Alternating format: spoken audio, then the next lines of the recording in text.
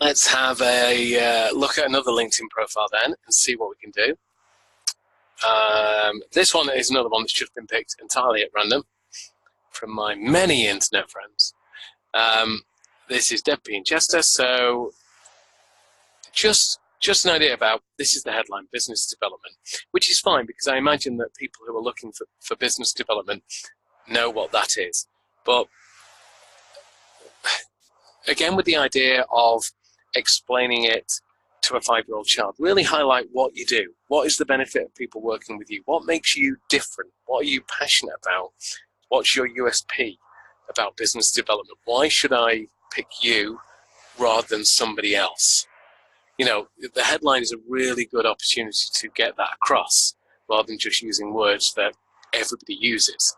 So that would be a first suggestion, the idea of explaining it to a child like we did before. But the other idea is there's a lot of characters here that haven't been used. And that's absolutely fine. There's no rule that says you have to use that many characters. But there's potential there to get across something, whether it's with emojis or something else. And the best example I always think of is the very old joke about the lady who phones a newspaper to put an advert in the paper to let people know that her husband has died. And she just wanted the advert to say, Pete is dead. And the editor said, well, you can actually have 6 words for the same price. So she thought about it and said, okay then, Pete is dead, Volvo for sale. Brilliant. So it's a great gag. It's a very old gag, but there's something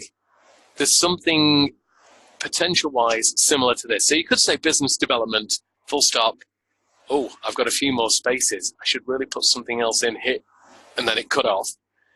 Or you say business development. Oh, I've got a bit more space here. Maybe I should mention the fact that I like Poirot, or or carpet sample collecting, that kind of thing. So think about how you could use the space to get some more information across. If you just want to use business development, that's fine. You could even just put, I've still got a bit of space over, your advert could go here, call me on 07, that kind of thing. You can make it like an ad spot for sale thing when you become an influencer. So that was the headline. So let's have a look here. I'm working with Mobilite Technologies, marketing and sales is my passion. So passion's a really good word to use, obviously, and it's great to have passion. But I think that there may be a better way to communicate just how passionate you are. So the thought for me would be, if marketing and sales is your passion, it's like, you know what it is? It's like the old non-PC yo mama jokes. Your mama is so ugly that, or your mama is so fat that, and then they would do a tagline to it. It's similar to that, marketing and sales is my passion, so much so that I demand that my children give me a 5-minute PowerPoint presentation every morning detailing what they'd like for breakfast and why.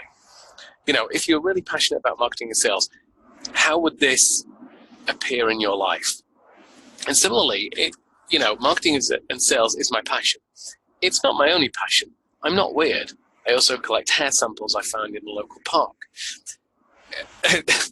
This is a really bad example. But yeah, play on the fact that you said marketing and sales is my passion. How is marketing and sales your passion? Take it to an extreme. It's so much my passion that, and then go that far. And then maybe use the word passion to describe other things that you do. So in particular, digital marketing. And then you could put in brackets, whatever that is. Working within the marketing industry is less of a job and more of a hobby. And then you could put in brackets something along the lines of, although I do still demand that I get paid, or mention other hobbies that you might have, that people may not associate you with. I'm someone who's eager to develop and learn new skills and keen to increase my knowledge and personal development.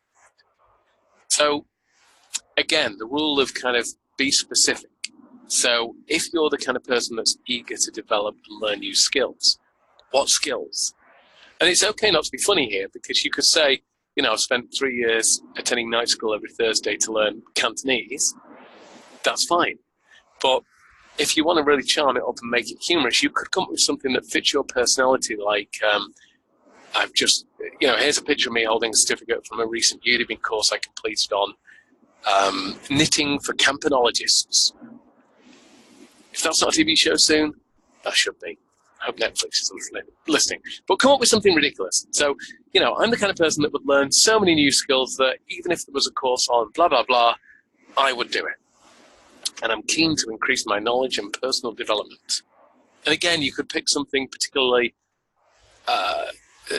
nonsensical about knowledge, like I've now memorized all the World Cup winners from 1943 to 19, you know, whatever. Or in personal development, I did 3 push-ups last week. I'm coming on tremendously well. And again, you wouldn't use all of these gags. This is just the idea that you're kind of looking for opportunities. And like with most kinds of writing, the more opportunities you have, the more potential you have to kind of sift through, the better. So we have to offer, oh, this is where I'm going to get lost in technical knowledge that I know nothing about. We offer customer app development services catering to clients ranging from startups to enterprises. Because the potential there for a startup US gag. Maybe. My nerd game isn't good enough to pull that one off, I don't think. But you can look at the words like startups and enterprises and see if there's a double meaning there. So there is the USS Enterprise, so maybe there's a play on word gag there. Our core service offerings include mobile app development for iOS, Android, and Windows platforms by a native cross-platform approach. Excellent. So if you're going to list things, it's a good idea. Obviously, you list the most important thing. That's great. But there's always the potential to make the last one funny. So you could say mobile apps development for iOS, Android, and Windows platform, blah, blah, blah, blah, blah, up until including ROR, PHP, .NET, Java, and CMS platforms.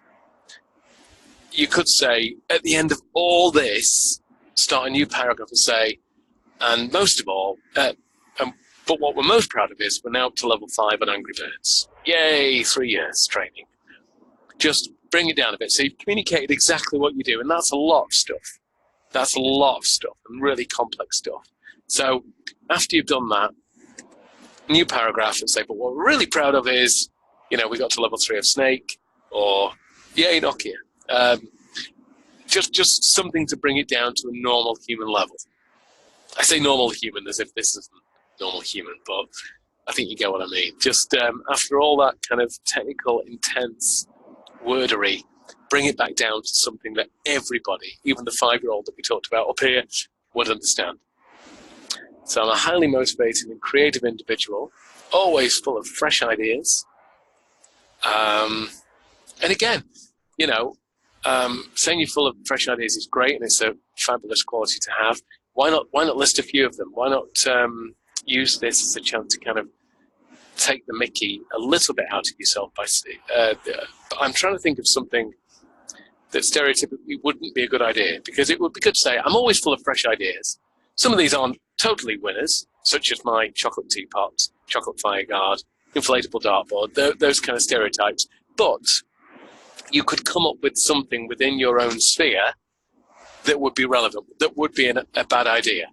Like, you know, I was championing a live version of Facebook where I would walk around and like people's status stickers, greet them by the hand, say LOL, that kind of thing.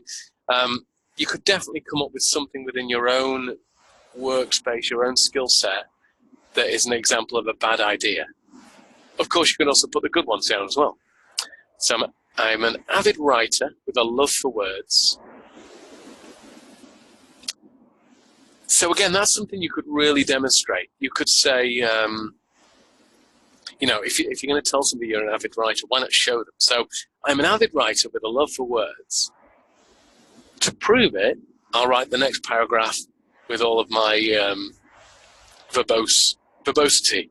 And then you could say this, but in a really Shakespearean way. A really Shakespearean way. So forsooth, I just enjoy the meeting and greeting of new individuals, and really, really gets, you know, go on to, I don't know if there's a Shakespeare translator, but that would be a really good idea. But really just kind of say, you know, I'm an avid writer with a love for words. I'll prove it to you by by typing the next bit in really poncy language. Then do that. Write that in the most Shakespearean, wordy, verbose way you can. and then put in brackets, basically, I enjoy going out, meeting people, sharing my ideas, and I'm driven and determined to do better and be better. That would be a good example of how to show that you're an avid writer with love for words. And again, we've got a last list here. I'm an expert working with portals like People Per Hour, Upwork, Elance, Guru, and enjoy working in email marketing. Again, like the Angry Birds bit or the snake bit above, there's a way to communicate this. So you get all this across that you're an expert in doing this. But you also mentioned something like you're an eBay power seller who sells tie-dye t-shirts to people with one arm. I don't know. But yeah, you just, I'm also an eBay power seller for tie-dye t-shirts. You don't have to have one arm. You can have two. I'm an expert working with portals like People Per Hour, Upwork, Elance, and Guru, and an eBay power seller in tie-dye products. Just something to bring it back down, get a bit of humor across, but also it doesn't take away from any of these things that you are mentioning. And you can go through your stuff again and just do that.